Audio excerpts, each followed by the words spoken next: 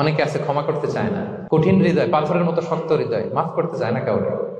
উনি আবার মুনাজাতে বসলে আল্লাহ আল্লাহ আমারে মাফ করো, আল্লাহ আমারে ক্ষমা করো, কাঁদতে কাঁদতে বুক ভাসায়। উনি ক্ষমা চায় মাগার উনি কাউরে ক্ষমা করেন না। এরকম ডাকাত আছে না নাই? চিন্তা করছেন? উনি ক্ষমা চায় আল্লাহর কাছে, কিন্তু উনি ক্ষমা করে না। প্রিয় ভাইরা, ক্ষমা করুন। যে ক্ষমা করে সে ক্ষমা পায়।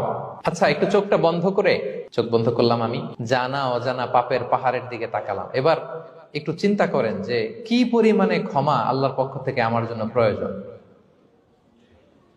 চিন্তা করেছেন? এবার চোখ খুলুন, পাপের পাহাড়ের দিকে একটু তাকান, আপনার আপনার জানা অজানা যে পাপের পাহাড়, তাকান এবং ভাবুন এগুলোর জন্য কি পরিমাণে ক্ষমা আল্লাহর পক্ষ থেকে আপনার দরকার, প্রয়োজন। সেই প্রয়োজনের তাগিদে হলেও ক্ষমা করুন। খেয়াল রাখবেন, যে ক্ষমা করে সে ক্ষমা পায়, যে অন্যকে ক্ষমা করে না সে ক্ষমা পায় না। তাহলে আল্লাহর কাছে ক্ষমা চাওয়ার আগে আপনি আপনার পাশের লোকদেরকে ক্ষমা করবেন।